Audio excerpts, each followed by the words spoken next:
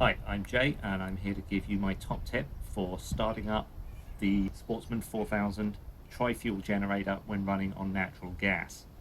Now, if you have bought one of these generators or you're thinking about buying one, you'll know that one of the big selling points is that it will run on gasoline, LPG or natural gas. And for me, I want to run it on natural gas because I have a natural gas line already hooked up at the back of my house for my gas grill.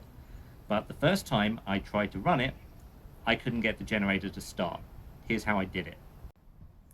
So the first time set up, I followed very carefully from the manual. I made sure that I had filled up with oil. Obviously the generator does not ship with oil. I made sure that the power switch was on. I hooked up natural gas line. I made sure that the gasoline fuel cutoff was set to off. That's when it's horizontal. And I had made sure that I had changed the gas line adapter to the NG natural gas adapter. It ships with the LPG adapter here. So if you're running natural gas for the first time, you do need to change that out or you will have the wrong flow rate for the natural gas flowing into the engine. And then, according to the instructions, I had made sure that the choke lever position was in the closed to start position. It's on this label, it's in the manual, directed to have it for closed to start the generator. So with all of that in play, I'm going to turn the gas on and I'll show you what happens.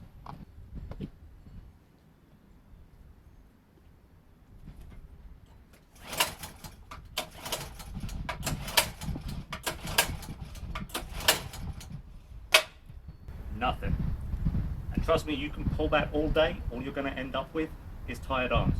Ask me how I know. So the first night I was trying this, tried for about 45 minutes. I went back and forth through the manual, through the instructions, checking every detail, making sure I hadn't missed anything, and I was following everything to the letter of the manufacturer's instructions. Could not get it to start, so I gave up, put it away, came back to it today, hooked everything up exactly the same.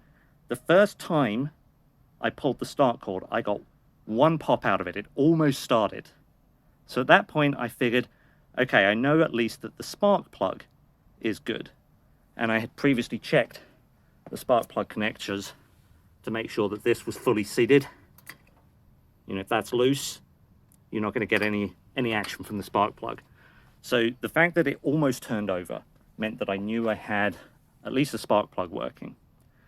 So then I decided to try something that is not in the instructions, which is that I set the choke lever to the open to run position instead of closed to start. Let's see what happens now.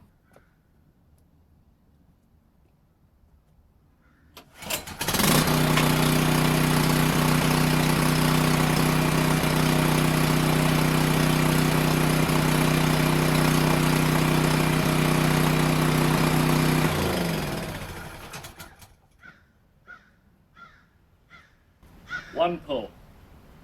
So after I got it started, I had it running for about 10 minutes. I put some load on it, even did some vacuuming, running the vacuum cleaner straight off the generator, and it works just great.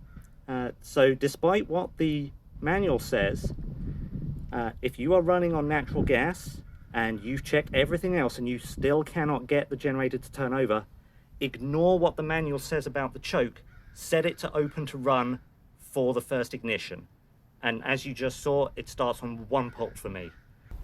Now, is that normal? I don't know. I'm not a generator expert, but that worked for me. Hopefully it'll work for you.